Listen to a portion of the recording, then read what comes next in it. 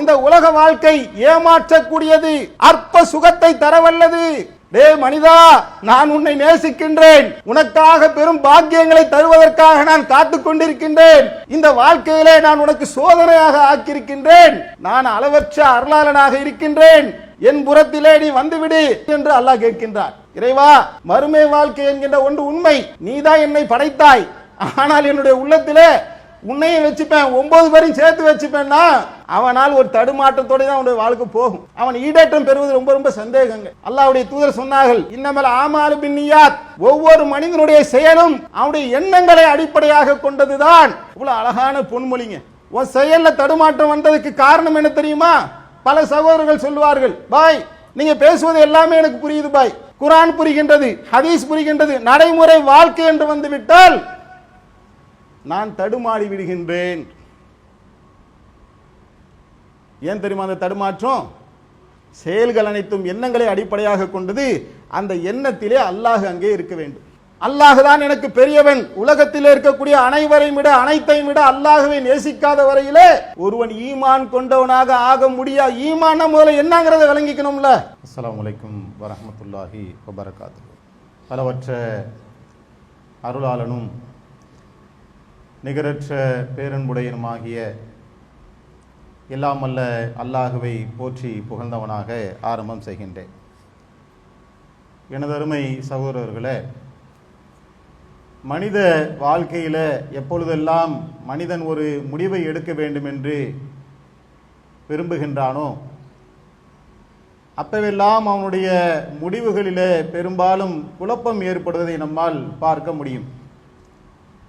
இஸ்லாமிய மார்க்கம் இந்த வாழ்க்கை குறித்தான சில விஷயங்களை இந்த உலகத்திற்கு சொல்லுகின்றது.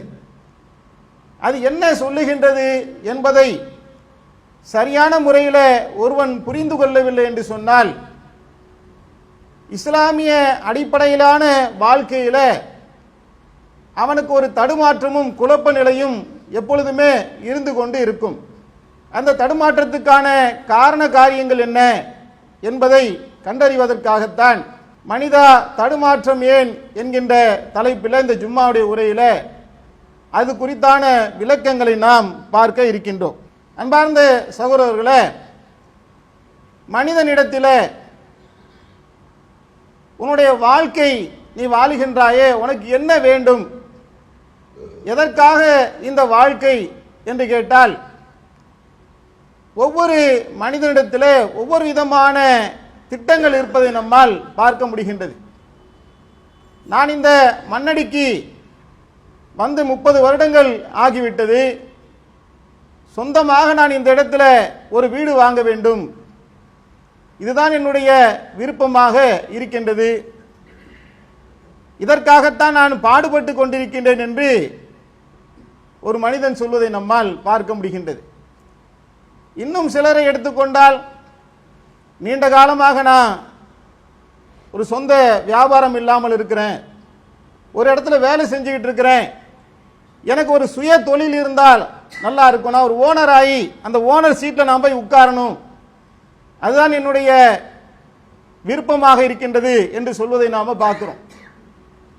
இன்னும் சில பேரை எடுத்துக்கொண்டால், நான் இந்த பொண்ணை விரும்புகிறேன், இவளை திருமணம் முடிக்க வேண்டும் என்பதுதான் என் வாழ்க்கையினுடைய லட்சியம் என்று சொல்லக்கூடிய சில இளைஞர்களும் இருப்பதை நம்மால் பார்க்க முடிகின்றது. இன்னும் சில பேரை எடுத்துக்கொண்டால், எனக்கு 2 பிள்ளைங்க இருக்காங்க பாய், ஒரு பொண்ணை கட்டி கொடுத்துட்டேன், இன்னும் இந்த பையனை கட்டி கொடுத்துட்டேன்னு சொன்னால் என்னுடைய எல்லா விதமான கஷ்டங்களும் நீங்கிரும், அவனுக்கு ஒரு நல்ல இடத்துல கல்யாணம் பண்ணி பார்க்கணும், அதுதான் என்னுடைய விருப்பமாக இருக்கின்றது என்று சொல்லக்கூடிய காட்சியை நாம் பார்க்கிறோம். இன்னும் சிலரை எடுத்துக்கொண்டால், அவருடைய வாழ்க்கையில் என் குடும்பத்தோடு நான் நாட்களை கழிக்கவே இல்லைங்க, சம்பாத்தியம் வருமானம் என்று நான் எங்கெங்கேயோ ஓடிட்டேன், இருக்கிற இந்த கொஞ்ச நெஞ்ச காலத்தையும் என் பொண்டாட்டி பிள்ளைங்களோடு நான் சந்தோஷமாக கழிக்க வேண்டும், இதுதான் என்னுடைய வாழ்க்கையில் விருப்பமாக இருக்கின்றது. இப்படி ஒவ்வொரு மனிதனையும் நீங்கள் எடுத்துக்கொண்டால், உனக்கு இந்த வாழ்க்கையில் என்ன வேண்டும் என்று கேட்டால் அவனுக்கு என்று பல திட்டங்களை வைத்திருக்கக்கூடிய, பல எண்ணங்களை வைத்திருக்கக்கூடிய காட்சி நாம பார்க்கின்றோம். அப்ப எதற்காகப்பா உனக்கு இந்த வாழ்க்கை வேணும் என்று கேட்டால், என்ன வேணும்னு கேட்டால் அதுக்கு ஒன்று சொல்லிடுறான். இந்த வாழ்க்கை எதற்காக வேண்டும் என்று கேட்டால், மேல நான் எதெல்லாம் சொன்னேன்ல, அதெல்லாம் அடைவதற்காகத்தான் இந்த வாழ்க்கை எனக்கு வேண்டும். நான் என் கனவிலே ஒரு கோட்டையை கட்டி வைத்திருக்கின்றேன். அந்த லட்சிய கோட்டையை அடையக்கூடிய ஒன்றுக்காகத்தான் இந்த வாழ்க்கையை நான் வாழ்ந்து கொண்டிருக்கின்றேன் என்கின்ற பதிலை பெரும்பாலான மனிதர்களை நீங்கள் எடுத்துக்கொண்டால் இந்த ஒரு சிஸ்டத்துக்குள்ள இருப்பதை நம்மால் பார்க்க முடிகின்றது. அப்போ ஒரு மனுஷன்ட்ட உனக்கு என்ன வேணும், இந்த வாழ்க்கை எதற்காக என்ற கேள்விகளுக்கு மிக தெளிவான ஒரு பதிலை அவன் கொடுக்கக்கூடிய நிலையில இஸ்லாம் மனித வாழ்க்கை குறித்து என்ன சொல்லுகின்றது, இவன் வாழ்க்கைன்னு விளங்கி வச்சிருக்கிறான்ல, இஸ்லாம் இந்த மனித குலத்துக்கு வாழ்க்கை என்று எதை சொல்லுகின்றது என்று நாம் பார்த்தோம் என்று சொன்னால், அது இந்த வாழ்க்கை குறித்து பேசுகின்றது. இந்த வாழ்க்கை என்பது அற்பமானது, அழிந்து போகக்கூடியது, கவர்ச்சியானது, ஏமாற்றக்கூடியது, அற்ப சுகத்தை தரவல்லது. இந்த உலகத்தில் யாருக்காக எதற்காக நீ வாழ்ந்தாயோ, எந்த மனைவிக்காக இந்த உலகத்தில் நீ வாழ்ந்தாயோ அந்த மனைவி உன்னை விட்டு ஓடிவிடுவாள். அந்த பிள்ளை உனக்கு பயன் தர மாட்டான். நீ சேர்த்து வைத்த சொத்து பத்துகள் எல்லாம் இருக்குல்ல, அது உனக்கு பயனளிக்காது. நீ பெரிய கூட கோபுரம் கட்டி அதில் நிம்மதியாக வாழ வேண்டும் என்று விரும்பினாயே, அந்த வீடு எல்லாம் நிலையற்றதாக ஒரு நாள் அழிக்கப்பட்டுவிடும். இங்கே இருக்கக்கூடிய மலைகள் எல்லாம் பஞ்சு பஞ்சாக ஒரு நாள் பறந்துவிடும். யாரெல்லாம் உனக்கு உதவியாக இருப்பார்கள் என்று நீ கற்பனை செய்தாயோ அவை அனைத்துமே உன்னை விட்டு போய்விடும். எந்த பதவிக்காக ஓடினாயோ, எந்த அதிகாரத்திற்காக ஓடினாயோ, இவை அனைத்துமே உனக்கு பயனளிக்காத ஒன்றாக இந்த உலகம் மாறிவிடும், இந்த வாழ்க்கை மாறிவிடும் என்று இஸ்லாம் இந்த உலகத்துக்கு சொல்லுகின்றது. மனிதன் வாழ்க்கை என்று ஒன்றை கற்பனை செய்து கொண்டு ஒன்றை வாழ்ந்துகிட்டு இருக்கிறான். அதற்கு நேர் எதிரான ஒன்றை குறித்து இஸ்லாமிய மார்க்கம் சொல்லுகின்ற, இதுதான் வாழ்க்கை அப்படின்னு சொல்லுது. ஆஹா, இது டோட்டல் டிஃப்ரெண்டா இருக்குது.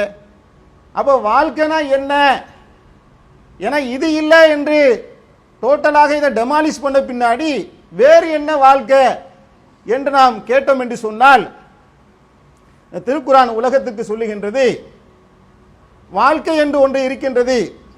நீ ஒரு நாள் மரணிப்பால, இந்த வாழ்க்கையில வாழ்ந்து கொண்டே இருக்கின்றாய். ஒரு நாள் இந்த உலகத்தை விட்டு நீ சென்று விடுவாய், மரணித்து விடுவாய். அந்த மரணத்துக்கு பின்னால் நீ உயிர் கொடுத்து எழுப்பப்படுவாய். மறுமை வாழ்க்கை என்கின்ற ஒன்று இருக்கின்றது.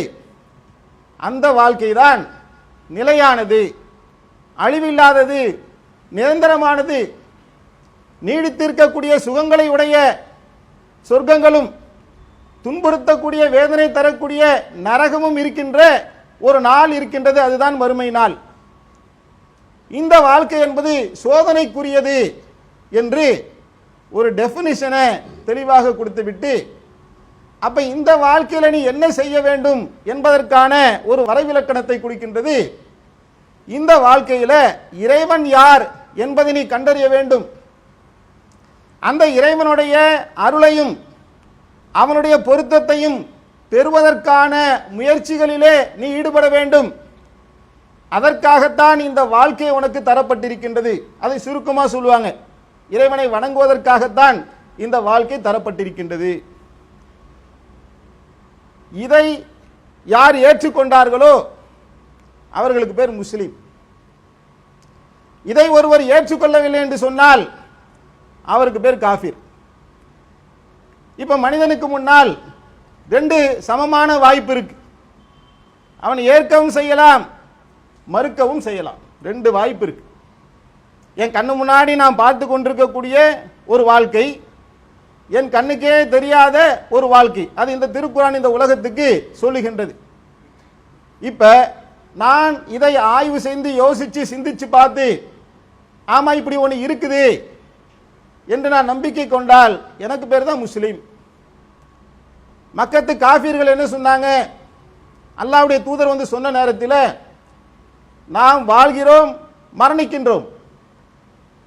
திருப்பி மீண்டும் உயிர் கொடுத்து எழுப்பப்படுதல் என்கின்ற ஒன்று இல்லை, மறு உலக வாழ்க்கை என்கின்ற ஒன்று இல்லை என்று இந்த மறுமை வாழ்க்கையை அவர்கள் ஏற்க மறுத்து விட்டார்கள்.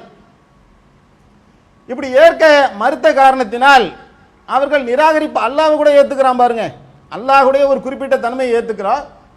ஆனால் இஸ்லாம் சொல்லக்கூடிய இந்த வாழ்க்கை விஷயத்தில் மறு உலக வாழ்க்கையை அவன் ஏற்க மறுத்து விடுகின்றான். அன்பார்ந்த சகோதரர்களே, இப்ப இந்த ரெண்டு வாழ்க்கையில ஒரு சாரார் என்ன செய்யறாங்க, அதெல்லாம் நம்புற மாதிரியே இல்லப்பா என்று இந்த குர்ஆன் சொல்லக்கூடிய உபதேசங்கள் அனைத்தையுமே மறுத்துவிட்டு இந்த உலக வாழ்க்கை தான் நிரந்தரமானது என்று ஒருவன் வாழ்கின்றான் என்று சொன்னால் அவன் இஸ்லாத்தை விட்டு வெளியே போயிடுறான். அவனை பத்தி நம்ம பேச வேண்டியதில்லை, அவன் கதை முடிஞ்சு போச்சு. ஆனால் ஒரு சாரார் என்ன செய்யறாங்கன்னா, இல்லைங்க மறுமை வாழ்க்கைன்னு ஒன்று இருக்கு நான் ஏத்துக்கிறேன் என்று சொல்றாங்க. நல்ல வார்த்தை கவனிங்க என்று சொல்லுகின்றார்கள். இப்படி சொல்லுகின்ற காரணத்தினால் அவர்கள் முஸ்லிம்களாக ஆகிவிடுவார்களா என்றால், வாயளவிலே ஒருவர் மறுமை வாழ்க்கை இருக்கின்றது என்று சொல்லுகின்ற காரணத்தினால் அவர் முஸ்லிமாக ஆகிவிட மாட்டார். ஏனென்று சொன்னால், இந்த மறுமை வாழ்க்கையை உளமாற அவர் ஏற்றுக்கொண்டு தன்னுடைய வாழ்க்கையில அவர் கடைபிடிக்க வேண்டும் என்று இஸ்லாமிய மார்க்கம் சொல்லுகின்றது. அல்லாஹ் மறுமை பற்றி சொல்லி காட்டிவிட்டு அந்த மறுமைக்காக ஒருவன் பிறப்பு முதல் இறப்பு வரை என்னவெல்லாம் செய்ய வேண்டும் என்று ஒரு வாழ்க்கை திட்டத்தை அல்லாஹ் முன்வைக்கின்றான். அந்த வாழ்க்கை திட்டத்தை ஒருவன் கைகளிலே ஏந்தி கொண்டு வாழ்வான் என்று சொன்னால் அப்ப அவன் அந்த கொள்கையில உறுதியா இருக்கின்றான் என்று பொருள். ஆனால் ஈமான் கொண்டு விட்டேன் என்று சொல்லிட்டு வாயளவிலே சொல்லிவிட்டு மீண்டும் இந்த உலகத்தினுடைய கவர்ச்சியில இந்த உலகத்தில் இவன் கட்டிய கனவு கோட்டையை அவன் அடைகின்ற போராட்டத்தில் அதற்கான முயற்சியில ஈடுபட்டு விடுவான் என்று சொன்னால், அதிலே தன்னுடைய காலத்தை கழிப்பான் என்று சொன்னால் அவனுடைய நம்பிக்கை என்பது அங்கே கேள்விக்குறியாக ஆகிவிட்டது. இந்த நம்பிக்கையை அல்லாஹ் ஏற்றுக்கொள்ள மாட்டான். நீ எதை நம்பினாயோ அந்த நம்பிக்கையின் பால் நீ செல்ல வேண்டும். இதுவா அதுவா என்கின்ற நிலை வைக்கப்பட்டால் இதுதான் என்னுடைய வாழ்க்கை என்கின்ற ஒரு தெளிவான முடிவை சிலரால் எடுக்க முடியவில்லை. அவன் தடுமாறுறான், குழப்பத்துக்கு உள்ளாகின்றான். அந்த தடுமாற்றத்துக்கும் குழப்பத்துக்கும் அடிப்படை காரணம் என்ன? இதைத்தான் நம்ம ஆரம்பத்திலே பார்த்தோம். ஒரு தெளிவான முடிவு இல்லை.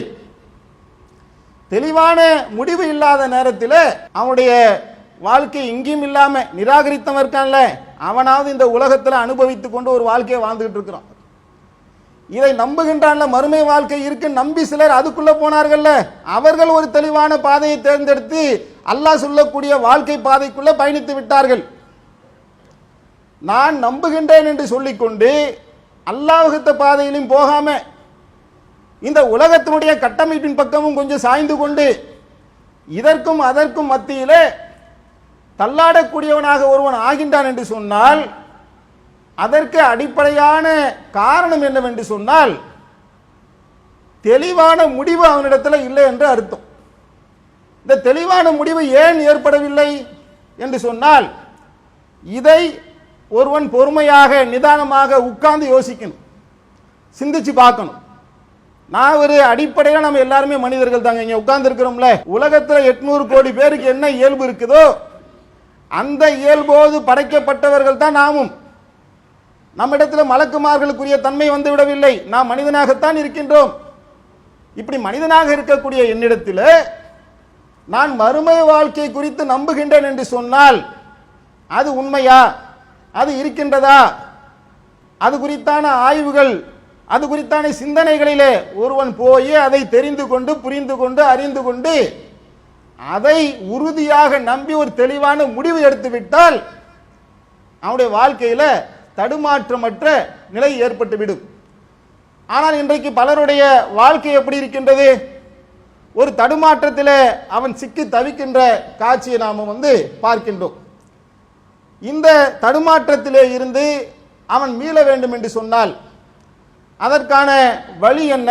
அல்லாஹ் திருக்குரானில 4வது அத்தியாயத்துடைய 175வது வசனத்தில் சொல்லி காட்டுகின்றான். யார் அல்லாஹுவை நம்பி அவனை பற்றி பிடிக்கின்றார்களோ அவரை அவனுடைய கருணையிலும் அருளிலும் நுழையச் செய்வான்.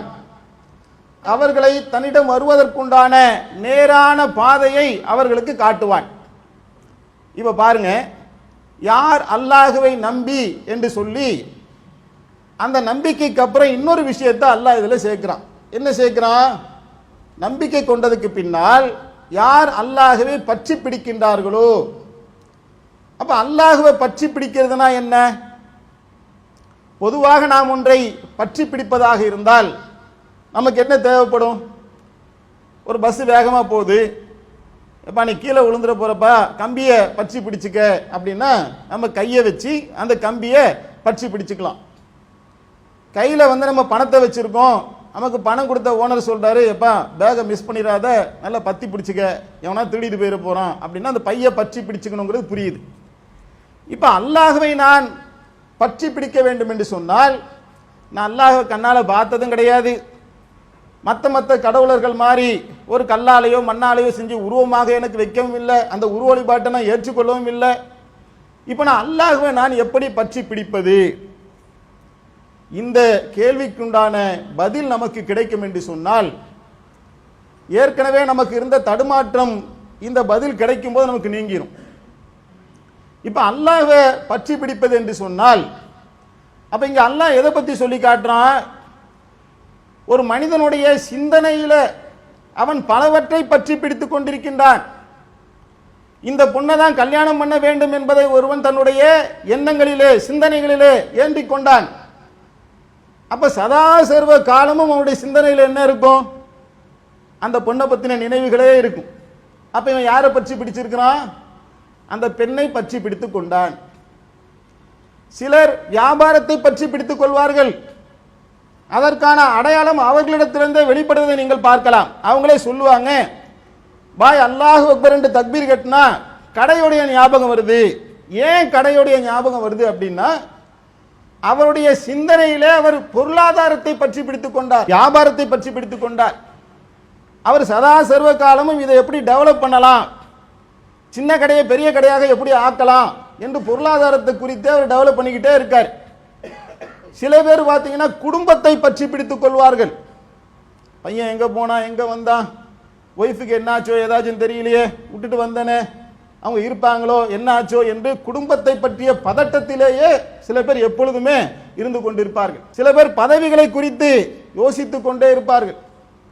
இந்த ஆட்சி கட்டிலே நாம அமருவோமா, நமக்கு ஒரு அமைச்சர் பதவி கிடைச்சிடாதா, நாம எம்எல்ஏ ஆகிற மாட்டோமா, அந்த சிம்மாசனத்தில் போய் நாம அமர மாட்டோமா என்ற கனவு கண்டு கொண்டே இருப்பான். ஒரு நாள்ல 2 நாள்ல வருட கணக்கில் 30 வருடம் 40 வருடம் என்ன செய்வான்?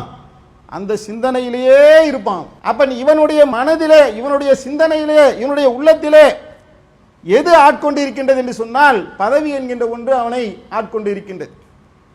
ஒரு வீடை கட்ட வேண்டும் என்கின்ற ஒரு வெறித்தனமான சிந்தனை ஒரு மனிதனுடைய உள்ளத்தில் நுழையும் என்று சொன்னால் அவனுடைய ஸ்கெட்செல்லாம் ரொம்ப ப்ராப்பரா இருக்குங்க. அவன் முடிவு எடுக்கிறான்ல, அவன் எடுக்கிற முடிவு தானேங்க. அதுக்காக என்ன செய்வான்னா டெய்லி 1000 ரூபாய் எடுத்து வைக்கணுங்க. அப்போ மாதம் எவ்வளோ ஆச்சு? 30,000. வருஷத்துக்கு 3,60,000. 10 வருஷத்தில் 36 லட்சம். 30 வருஷம் நம்ம பிளான் பண்ணோம் சொன்னா 1,08,00,000 ரூபா. ஒரு 500 ஸ்கொயர் ஃபீட்ல நாம ஒரு இடம் வாங்கிடலாம், அப்படி இப்படி பெரட்டி ஒரு வீட்டை கட்டிடலாம். இந்த 30 வருட கனவுக்காக 1000 ரூபாய் எடுத்து வைக்க ஆரம்பிப்பான். அவன் வாழ்றதே அதுக்காகத்தாங்க. இந்த சிந்தனையிலே தான் அவனுடைய ஓட்டம் போய் கொண்டிருக்கும். என்ன, அந்த இலக்கு சிலருக்கு பெருசா இருக்கும், சிலருக்கு சின்னதா இருக்கும். ஒரு கேடிஎம் பைக் வாங்க வேண்டும் என்ற ஒரு இளைஞனுடைய மனசுல போயிருச்சுன்னு வைங்களேன், அது வாங்குற வரைக்கும் 5 வருஷம் ஆச்சுன்னா அதை பத்தி மட்டும்தான் அவன் யோசிப்பான். ரொம்ப ஷார்ப்பா இருப்பான் அந்த விஷயத்துல. அப்ப மனிதர்கள் எதையெல்லாம் பற்றி கொண்டிருக்கின்றார்கள், உன் உள்ளத்தில் எந்த நினைவுகள் நிழலாடி கொண்டிருக்கின்றது, தூக்கத்திலும் விழிப்பிலும் கனவிலும் வண்டி ஓட்டும் போதும் பேசும் போதும். அந்த பைக் வாங்கணும்னு சொன்னான்ல, அதுக்கு அடையாளத்தை சொல்றேன். பேசிக்கிட்டே இருப்பான். அங்க கேடிஎம் பைக் போச்சுன்னு வைங்களேன், உங்கள்கிட்ட பேசிக்கிட்டே இருக்கும், அதை பார்ப்பான் அப்படியே.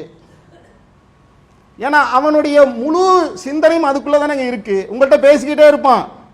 பெண்களை குறித்தான சிந்தனை சில பேருக்கு அப்படியே ஓடிக்கிட்டே இருக்கும். அதுல ரொம்ப பலகீனமா இருப்பான். உங்கள்கிட்ட பேசிக்கிட்ட டக்குன்னு கண்ணு அந்த பக்கம் போகும். அங்க ஒரு லேடிஸ் போனாங்கன்னா அப்படியே பார்வை தடுமாற விட்டுருமா. அப்போ சிந்தனையில எதையோ நீ பற்றி கொண்டிருக்கின்றாய். உன் உள்ளத்திலே, உன் எண்ணத்திலே, உன் சிந்தனையிலே நீ என்னைத்தான் பற்றி கொள்ள வேண்டும் என்று அல்லாஹ் கட்டளையிடுகின்றான்.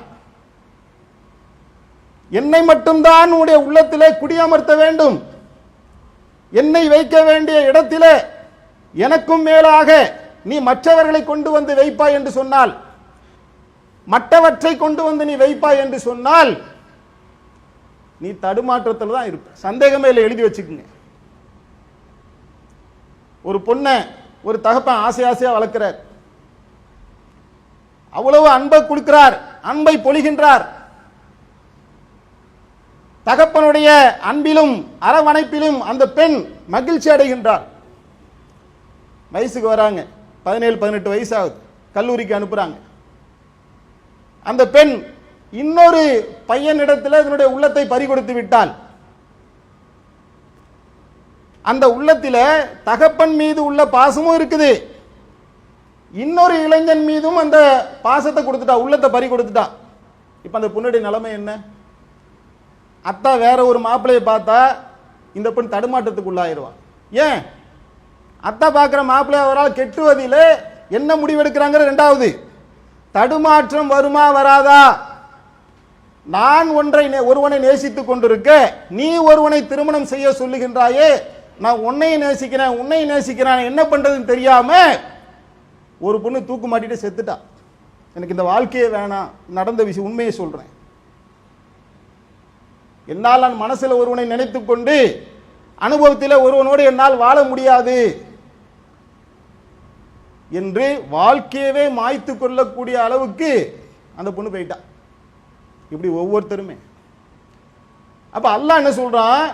நான் தான் உன்னை படைத்தேன், என்னை வணங்குவதற்காகத்தான் இந்த வாழ்க்கையை கொடுத்தேன். இந்த வாழ்க்கையில என்னுடைய அருளை நீ தேட வேண்டும், என்னுடைய பொருத்தத்தை நீ தேட வேண்டும். ஆனால் அதையெல்லாம் விட்டுவிட்டு இந்த உலகத்தினுடைய சுகபோகங்களிலே உன்னுடைய உள்ளத்தை நீ பறி கொடுப்பாய் என்று சொன்னால் நீ தடுமாற்றத்துக்கு உள்ளாகி விடுவாய், நீ தடம் மாறி விடுவாய், நீ என்னை விட்டு விலகி விடுவாய். அந்த கவர்ச்சி அனைத்துமே ஷைத்தானால் கவர்ச்சியாக்கப்பட்டது. இந்த உலக வாழ்க்கை ஏமாற்றக்கூடியது, அற்ப சுகத்தை தரவல்லது. டே மனிதா, நான் உன்னை நேசிக்கின்றேன், உனக்காக பெரும் பாக்கியங்களை தருவதற்காக நான் காத்துக் கொண்டிருக்கின்றேன். இந்த வாழ்க்கையிலே நான் உனக்கு சோதனையாக ஆக்கியிருக்கின்றேன், நான் அளவற்ற அருளாளனாக இருக்கின்றேன், என் புறத்திலே நீ வந்துவிடு, உன் உள்ளத்திலே எனக்கு மட்டும் இடத்தை கொடு என்று அல்லாஹ் கேட்கின்றார். இறைவா, மறுமை வாழ்க்கை என்கின்ற ஒன்று உண்மை, நீதான் என்னை படைத்தாய், ஆனால் என்னுடைய உள்ளத்திலே உன்னையும் வச்சுப்பேன், 9 பேரையும் சேர்த்து வச்சுப்பேன்னா அவனால் ஒரு தடுமாற்றத்தோடு தான் அவனுடைய வாழ்க்கை போகும். அவன் ஈடேற்றம் பெறுவது ரொம்ப ரொம்ப சந்தேகங்க. அல்லாஹ்வுடைய தூதர் சொன்னார்கள், இன்னமல் ஆமாலு பின்னியாத், ஒவ்வொரு மனிதனுடைய செயலும் அவனுடைய எண்ணங்களை அடிப்படையாக கொண்டதுதான். இவ்வளவு அழகான பொன்மொழிங்க. உன் செயல்ல தடுமாற்றம் வந்ததுக்கு காரணம் என்ன தெரியுமா? பல சகோதரர்கள் சொல்லுவார்கள், பாய் நீங்க பேசுவது எல்லாமே எனக்கு புரியுது பாய், நீங்கள் சொல்லுகின்ற பயான் எனக்கு புரிகின்றது, குர்ஆன் புரிகின்றது, ஹதீஸ் புரிகின்றது, நடைமுறை வாழ்க்கை என்று வந்துவிட்டால் நான் தடுமாறி விடுகின்றேன். ஏன் தெரியுமா அந்த தடுமாற்றம்? செயல்கள் அனைத்தும் எண்ணங்களை அடிப்படையாக கொண்டது. அந்த எண்ணத்திலே அல்லாஹ் அங்கே இருக்க வேண்டும். அல்லாஹ் தான் எனக்கு பெரியவன், உலகத்தில் இருக்கக்கூடிய அனைவரையும் விட அனைத்தையும் விட அல்லாஹ்வை நேசிக்காத வரையிலே ஒருவன் ஈமான் கொண்டவனாக ஆக முடியாது. ஈமான் முதல்ல என்னங்கிறத விளங்கிக்கணும்ல. ஈமான் கொண்டன் என்று நாமெல்லாம் நெசிஞ்சிருக்கோம், நம்மளே ஏமாத்திக்கிறோம். நம்முடைய ஈமானை அளப்பதற்கு அல்லாஹ் போதுமானவன். இங்க யாரெல்லாம் பாவாத்மா பேசுறவர் பெரிய பரமாத்மா என்பதற்காக இந்த உரை எடுக்கப்படவில்லை. அன்பார்ந்த சகோதரர்களே, நான் ஈமான் கொண்டிருக்கின்றேன் என்று நம்மை நாமே ஏமாற்றிக் கொள்ளக்கூடாது. அந்த ஈமான்னா என்னங்கிறத யார் தான் சொல்லணும்? படைத்த ரப்புல் ஆலமீன் சொல்ல வேண்டும். அவன் சொல்லுகின்றான், நீ நம்பிக்கை கொண்டாய் என்று சொன்னாய், அது என்ன தெரியுமாடா பொருள்? அதுக்கு நீ என்னை தான் பற்றி பிடிக்க வேண்டும், அப்படி நீ பற்றி பிடித்தால் அல்லாஹ் சொல்றான், என்னுடைய புறத்திலிருந்து நான் உனக்கு என்னுடைய அருளை தருவேன், என்னுடைய கருணையை உன் மீது பொழிவேன், என் புறத்தில் நீ வருவதற்குண்டான நேரான பாதையை, சிராத்தல் முஸ்தகீம், நேரான பாதையை நான் உனக்கு காட்டுவேன். நீ என்ன பற்றி பிடிக்கலன்னா, வேற ஏதாவது நீ பற்றி பிடித்து கொண்டால் என் புறத்தில் வரக்கூடிய நேரான பாதையை விட்டு சைத்தான் உன்னை வழிகெடுத்துருவான். நீ எவ்வளவு பெரிய ஆளாக இருந்தாலும் சரிதான். கிராமப்புறத்து அரபிகள் சொன்னார்கள், காலு ஆமன்னா, நாங்கள் ஈமான் கொண்டு விட்டோம் என்று சொன்னார்கள். அல்லாஹ் அவர்களை பார்த்து சொல்றான், நீ ஈமான் கொண்டன்னு சொல்லாத, இஸ்லாத்துக்கு வந்துட்டேன் வேணா நீ சொல்லிக்க. அல்லாஹ் ஏன் அந்த ஈமானை ஏற்கவில்லை என்று சொன்னால், அவர்களுடைய உள்ளத்திலே அல்லாஹ்வுக்கு தர வேண்டிய இடத்தை குடும்பத்துக்கு கொடுத்துட்டாங்க, அல்லாஹ்வுக்கு தர வேண்டிய இடத்தை பொருளாதாரத்துக்கு கொடுத்துட்டாங்க. ஏன்னா அல்லாஹ்வுக்கு கொடுத்திருந்தா அவங்க என்ன செஞ்சிருப்பாங்க? அல்லாஹ் போருக்கு உத்தரவிடுறான். ஆனா அவங்க சொன்னாங்க, எங்களுடைய பொருளாதாரமும் எங்களுடைய குடும்பமும் பாதுகாப்பற்றதாக இருக்கின்றது, அதனால நாங்க போருக்கு வர முடியல என்று என்ன செய்யறாங்கன்னா நபியிடத்தில் காரணம் சொல்றாங்க. அல்லாஹ் அவர்களை பார்த்து சொல்லி காட்டுறான், இவர்கள் பொய்யர்கள், தங்கள் உள்ளங்களில் இல்லாததை தங்களுடைய வாய்களிலே அவர்கள் மொழிகின்றார்கள், பொய் சொல்றாங்கிறான் அல்லாஹ். ஏன் இந்த ஈமான அல்லாஹ் ஏத்துக்கல? நம்ம இவ்வளவு நேரம் பேசுனதுக்கு உண்டான ஆதாரத்தை பாருங்க இந்த வசனத்துல. ஒரு சாமானிய மனிதன் அப்படித்தானே வாழ்ந்துட்டு இருக்கிறான். ஈமானே கொள்ளாதவனுடைய வாழ்க்கையை நீங்க எடுத்து பாருங்க. ஃபர்ஸ்ட் பார்ட்ல பார்த்தோம்ல, அவன் இந்த உலகத்தில் பொருளாதாரத்தை, மனைவியை, பதவியை, காசை, பணத்தை, சொத்தை, சுகத்தை, அதிகாரத்தை அவன் ஒரு இலக்கு வைக்கிறான், அந்த இலக்கை நோக்கி போறான், அதுதான் வாழ்க்கை நம்புறான். நீ அதையே செய்வை என்று சொன்னால் இது எப்படி ஈமான் ஆகும் என்று கேட்டுதான் அல்லாஹ் என்ன செய்றான்? அந்த ஈமானை ரிஜெக்ட் பண்ணிடுறான். அல்லாஹ் அதை ஏற்றுக்கொள்ளவில்லை. இன்றைக்கு நம்முடைய வாழ்க்கை எப்படி இருக்கின்றது என்பதை நம்மை நாமே சீர்தூக்கி பார்க்க கடமைப்பட்டிருக்கின்றோம். அன்பார்ந்த சகோதரர்களே, ஒரு மனிதனுடைய உள்ளத்திலே ஈமான் நுழைந்து விட்டால் அவன் எப்படி இருப்பான் என்பது நபி இப்ராஹிம் அலைஹிஸ்ஸலாமுடைய வாழ்க்கையை அல்லாஹ் நம் கண்ணுக்கு முன்னாடி காட்டுகின்றான். நபியை பார்த்து அல்லாஹ் சொல்றான், நபியே நீ இப்ராஹிமுடைய மார்க்கத்தை பின்பற்று என்று அல்லாஹ் கட்டளையிடுகின்றான். காரணம் என்ன தெரியுமா? இப்ப நம்ம மொத்தமா பேசின இந்த பயானுடைய கதாநாயகனாக இப்ராஹிம் அலைஹிஸ்ஸலாம் அவர்கள் வாழ்ந்து காட்டுறாங்க. எனக்கு எல்லாமே அல்லாஹ் தான், அல்லாஹ்வை நான் பற்றி பிடித்துக் கொண்டேன், அல்லாஹ்வை நான் பற்றி பிடித்தால்தான் அவனுடைய புறத்திலிருந்து எனக்கு அருள் கிடைக்கும். அல்லாஹ் என்னை சிராத்தல் முஸ்தகீம் நேரான பாதையில என்னை ரப்புல் ஆலமீன் நடத்துவான் என்பதை புரிந்து கொண்டு இப்ப அல்லாஹ்ட்ட கமாண்ட் வருது, கொண்டாட்டியை கொண்டு போய் பாலைவனத்தில் விடு, இந்தா விட்டுறேன், பிள்ளைய அறுத்து குர்பானி கொடு, இந்தா கொடுத்துட்றேன். நான் கேட்கிறேன், இது நடைமுறையில் உங்களுக்கோ எனக்கோ ஏன் சாத்தியமாக மாட்டேங்குது?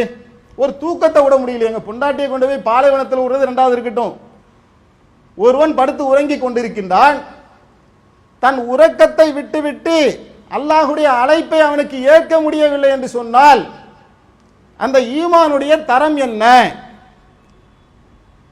என்னுடைய உள்ளத்திலே நான் எதை நேசிக்கின்றேன்? என் உடலை நேசிக்கின்றேன், அந்த தூக்கம் தரக்கூடிய சுகத்தை நான் நேசிக்கின்றேன், அதற்கு நான் முன்னுரிமை கொடுத்து விட்டேன், அதான் அதுக்கு அர்த்தம். அப்ப நான் அல்லாஹ்வுடைய அழைப்பை என்ன செய்யறேன்? அந்த இடத்துல புறக்கணித்து விட்டு என்னுடைய சுகம்தான் பெரிது என்று தூங்குவேன் என்று சொன்னால், ஃபஜ்ர் தொழ மாட்டேன் என்று சொன்னால், அப்ப அந்த ஈமான் என்னாச்சு? அந்த நம்பிக்கையினுடைய தரம் என்ன? நீங்க சிந்திச்சு பாருங்க. அது மாதிரி நம்முடைய வாழ்க்கையில ஏராளமான கட்டளைகள், அந்த கட்டளைகளை ஏன் பின்பற்ற முடியவில்லை என்று நாம் சிந்தித்து பார்த்தால் எங்கே நாம் தடுமாறுகின்றோம்? சில பேர் என்ன செய்வாங்க? தூக்கத்தில் எந்திரிப்பாங்க, நாம யாரையுமே குறை சொல்ல விரும்பல, எந்திரிப்பாங்க, தொழுகணும்னு நினைப்பாங்க, தூங்கணும்னு நினைப்பாங்க, இந்த பக்கமா அந்த பக்கமா, தொழுகிறதா தூங்குறதா, தொழுகிறதா தூங்குறதா, தடுமாற்றம் வந்துச்சுனாலே கீழே விழுவ போதுதாங்க அர்த்தம். ஒரு பம்பரம் இருக்குல்ல, நீங்க அதை வேகமா சுத்தி விடுங்களேன், அது தடுமாறாத வரையில சுத்திக்கிட்டே தான் இருக்கும். எப்ப கீழே உழ போகுதோ அதுக்கு முன்னாடி அது தடுமாற ஆரம்பிக்கும், அப்படியே தட தடன்னு ஆடும். ஆடுனால என்ன அர்த்தம்னா உழ போகுதுன்னு அர்த்தம். ஒருவன் தூங்குகின்றான், நாம் காலையில் இந்த தொழுகையை தொழ வேண்டும் என்கின்ற உள்ளுணர்வோடு இருந்து நான் அல்லாஹ்வுக்கு நன்றி செலுத்தக்கூடிய அடியாராக இருக்க வேண்டும். என்னுடைய உள்ளத்தில் அல்லாஹ்வுக்கு மட்டும்தான் இடம் இருக்கு, அவனுடைய கட்டளைகளுக்கு நான் கட்டுப்படுவேன் என்ப போக்கஸ்டா இருக்கிறான். எந்திரிச்ச உடனே என்ன செய்வான்? புத்துணர்ச்சியாக அல்லாஹ்வை வணங்குவதற்கு அப்படி ஆனந்தமா ஓடுவான். தடுமாற்றமே அவன்கிட்ட இருக்காது. ஆனால் அல்லாஹ்வுக்கு வைக்க வேண்டிய அந்த இடத்துல அந்த சுகத்தை கொண்டு போய் தூக்கம் என்கின்ற அந்த சுகத்தை வச்சுட்டான், தடுமாட்டம் வந்து. அப்பதான் அலாரத்தை அடிப்பான். 5 நிமிஷத்துக்கு ஒரு அலாரம் அவனே வச்சுப்பான், நைட்டே வச்சுப்பான். 2 நிமிஷத்துக்கு ஒரு அலாரம், 5 நிமிஷத்துக்கு ஒரு அலாரம், அதை அடிக்க என்ன செய்வான்? தலையில அடிச்சு அடிச்சு அடிச்சு அதோட என்ன செஞ்சிருவானாக்க தடுமாற்றத்திலே தூங்கி விடுவான். நம்மள சில பேர் இடத்துல நீங்க பாருங்க, இந்த ஃபஜ்ர் தொழுகை மட்டும் இல்லைங்க, தொழுகைங்கிறத நாம வந்து ஒரு குறியீடாகத்தான் இந்த இடத்துல கொண்டு வரும். வியாபாரம் பண்ணிக்கொண்டே இருப்பார்கள்.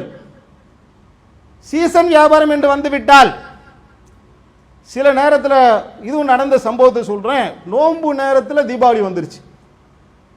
அப்ப நம்ம வியாபாரிகள் ஒரு சாரார் என்ன செய்யறாங்கன்னா, அது வந்து தொடர் கடைகள், வரிசையா கடைங்க இருக்கும்ல, பஜார் மாதிரி உள்ள ஏரியா.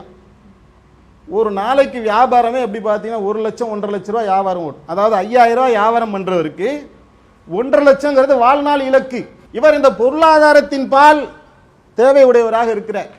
எனக்கு இந்த பொருளாதாரம் தான் பெருசுன்னு நினைக்கிறார். என்ன செய்யறாருன்னா தடுமாற்றம் வருது. நோன்பு வைக்கிறதா? ஏன்னா நோன்பு வச்சா அந்த 1.5 லட்ச ரூபாய் சம்பாதிக்கிற அளவுக்கு ஈடு கொடுக்க முடியல அவரா நினைக்கிறார். அப்ப நோன்பை விடுறதா தீபாவளி வியாபாரத்தை விடுறதா? தடுமாறி நோன்பை விட்டுறேன், நான் என்ன செய்யறேன்? தீபாவளி வியாபாரத்தை பண்ணிக்கிறேன் என்று நோன்பை விட்டு விட்டு தீபாவளி வியாபாரத்தை பண்ற. அப்ப இந்த தடுமாற்றத்துக்கு காரணம் என்ன? கரெக்டா பிக்ஸ் பண்ணல. எதை பிக்ஸ் பண்ணல? எனக்கு எது வேணும், எனக்கு அல்லாஹ்வுடைய பொருத்தம் தான் வேணும் என்ற முடிவை ஒருவன் சரியாக எடுத்து விடுவான் என்று சொன்னால் அவன் அல்லாஹ்வே பற்றி பிடிச்சுக்குவான். இப்ப அல்லாஹ்வை பற்றி பிடிச்சுக்கிட்டா என்ன சொல்றான் அல்லாஹ்? அதெல்லாம் நான் தரேன் தானே சொல்றான். அல்லாஹ்வை பற்றி பிடிக்கிறேன், அல்லாஹ்வை பற்றி பிடிக்கிறோம் என்று ஒருவன் போகிவிட்டான் என்று சொன்னால் அல்லாஹ் தான் சொல்றான், நான் எனக்கு என்னுடைய ரஹ்மத்தை தரேன்பா, என்னுடைய அருளை நான் தருகின்றேன். அல்லாஹ் ரஹ்மத்தை தரான்னு சொல்றானே, அல்லாஹ் அருளை தரேன்னு சொல்றானே, அதுக்கு என்ன பொருள்? எதை நீ இந்த உலகத்தில் வேண்டும் என்று ஓடி ஓடி போய் பெறுகின்றாயோ அவை அனைத்துக்குமே நான் தான் சொந்தக்காரன், அதை நான் உனக்கு தரேங்கிறான் அல்லாஹ். தடுமாறாத, நீ சிந்திச்சு பார். எந்த அருளை இந்த உலகத்தில் நீ சுவைத்துக் கொண்டு என்னை விட்டு விட்டு ஓடுகின்றாயோ அந்த அருளுக்கும் நான் தானப்பா சொந்தக்காரன். அந்த அருளை நான் தடை செய்து விட்டால் அதை கொண்டு வரக்கூடிய கடவுள் உனக்கு யாராவது இருக்கின்றார்களா?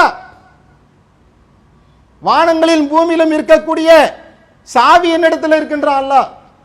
சாவி இருக்குன்னா அப்ப என்ன அர்த்தம்? பூட்டு இருக்குன்னு அர்த்தம். நான் ஒன்றை பூட்டி விட்டா, நான் உன்னை லாக் பண்ணிட்டா, நீ இந்த பொருளாதாரத்தை சம்பாதிக்க கூடாது, நீ உன்னுடைய கனவு கோட்டை கட்டக்கூடாது, நீ உன் பையனை ஐஎஸ் ஆக ஆக்கக்கூடாது, உன் வாழ்க்கை இப்படிதான் தறிக்கட்டு போகணும், நீ பிச்சைக்காரனாக ரோட்ல தான் அலையணும் என்று நான் முடிவு செய்து விட்டால் நாம் போட்ட பூட்டை உடைக்கிறதுக்கு உண்டான சாவி இந்த உலகத்தில் யாரிடத்தில் இருக்கின்றது என்று அல்லாஹ் கேட்கிறான். என்னுடைய ரஹ்மத்தை நான் தடை செய்து விட்டால் ரஹ்மத்தை கொண்டு வரக்கூடிய கடவுளர்கள் உன்னிடத்தில் இருக்கின்றார்களா? இந்த உலகத்துக்கும் அந்த உலகத்துக்கும் நான் தாண்டா அதிபதி, எங்க என்னை விட்டுட்டு ஓடுற? நான் கேட்கிறேன். அல்லாஹ் ஒரு அடியானை பார்க்கிறான், அல்லாஹ் டைம் கொடுக்குறாங்க ஒரு அடியானுக்கு. ஏய் வந்துடுறாங்கிறான். அவன் இழிவான மன இச்சையை பின்பற்றி கொண்டு எனக்கு இதுதான் வேணும் பட்டி பார்த்து பெயிண்ட் அடிச்சுக்கிட்டு கடையில் உட்காந்து கல்லாவை தேய்ச்சிக்கிட்டு இது நல்லா இருக்க இது நல்லா இருக்க இது நல்லா இருக்கேன்னு போறான். அல்லாஹ் அவகாசம் கொடுக்குறான். டே வந்துடுறா வேணாண்டது அழிஞ்சு போயிடும், அற்பமானது, ஏமாத்தக்கூடியது, சைத்தானை ஏமாத்திக்கிட்டு இருக்கிறான். அல்லாஹ் அறைகூவல் விடுகின்றான். அவன் இழிவான மன இச்சையை பின்பற்றுகின்றான். ஒரு கட்டத்தில் அல்லாஹ் அவனுக்கு என்ன தெரியுமா செய்வான்? அல்லாஹ் காப்பாற்ற வேண்டும். அல்லாஹ் அவனுக்கு என்ன செய்வான்? எல்லாத்தையும் கொடுத்துருவோம் போடா. இவனுக்கு உதாரணம் நாயை போன்றது என்று அல்லாஹ் சொல்லுகின்றான். உனக்கு அதானே வேணும்? நீ எதை எதிர்பார்த்தாய் இந்த உலகத்தில்? என்னுடைய அருளை நீ எதிர்பார்த்தாயா? நீ தடுமாறி விட்டாய். மார்கன்னா உனக்கு என்னன்னு தெரிஞ்சிச்சு, சொர்க்கன்னா உனக்கு என்னன்னு தெரிஞ்சிச்சு, நரகம் என்றால் என்ன என்று தெரிந்தது, நான் யார் என்று புரிந்தது, இந்த வாழ்க்கை என்ன என்பது புரிந்தது. ஆனால் நீ எதை தேர்ந்தெடுத்தாய்? உன் உள்ளத்தில் நீ யாரை குடியமர்த்தினாய்? நீ எதை பற்றி பிடித்துக் கொண்டாய்? இந்த அற்ப சுகத்தையா நீ பற்றி பிடித்துக் கொண்டாய்? உனக்கு உதாரணம் நாயை போன்றது என்று அல்லாஹ் சொல்லி என்ன செய்யறான், நீ விரட்டினாலும் விரட்டாவிட்டாலும் நீ நாக்கை தொங்க விட்டுக் கொள்வாய் என்று அல்லாஹ் ஒருத்தன் கொடுத்துட்டான்னு வைங்க, எவ்வளவு நாளைக்கு இந்த வாழ்க்கை? அன்பார்ந்த சகோதரர்களே, மறுமை வாழ்க்கை என்பது உண்மை, உண்மையிலும் உண்மை, அதில் எந்த விதமான சந்தேகமும் இல்லை. இந்த உலகத்தில் அல்லாஹுடைய அருள் இல்லாமல் ஒருவனுக்கு அவன் நினைக்கக்கூடிய பொருள் உனக்கு கிடைப்பது என்பது அவனுக்கு பாக்கியம் அல்ல. அல்லாஹ்வின் பக்கம் என்ன செய்யணும், மீள வேண்டும். அதற்கு அல்லாஹ் சொல்லக்கூடிய வழிமுறை, என்ன நீ பற்றி பிடிச்சிக்க, என் சிந்தனையிலே என்னையே யோசிச்சுக்கிட்டு, அப்ப நான் என்ன செய்வேன், என் பால் வரக்கூடிய வழியை காட்டுவேன். இந்த உலகத்தில் உனக்கு என்ன வேணுமோ அதை நான் தரம் தானே சொல்றான். அல்லாஹ்வின் பக்கம் போயிடவன ரோட்ல தெரு தெருவா பிச்சை எடுத்துக்கிட்டா தெரிய போறான். அல்லாஹ் ரஹ்மான் தானே, அல்லாஹ் வஹாப் தானே, அல்லாஹ் வாரி வழங்குறவன் தானே. அல்லாஹ் அதற்கு ஒரு உனக்கு நான் நிர்ணயிச்ச வாழ்க்கை நான் உனக்கு தரம் பாங்கிறான். அதை நம்பிக்கொண்டு அல்லாஹ்வை பற்றி பிடித்து கொண்டு ஒரு வாழ்க்கையை நாம் வாழ்வோம் என்று சொன்னால் அந்த வாழ்க்கை நமக்கு இந்த உலகத்திலும் மறு உலகத்திலும் மிகப்பெரிய ஒரு ஈடேற்றத்தை தரும் என்று சொல்லி தடுமாறாமல் அல்லாஹ்வுடைய பாதையிலே பயணம் செய்வோம், சோன பாக்கியத்தை பெறுவோம் என்று கூறி என்னுடைய உரையை நிறைவு செய்கின்றேன். வாகிருதவானான் அல்ஹம்துலில்லாஹி ரப்பில் ஆலமீன். அல்லாஹு அக்பர், அல்லாஹ்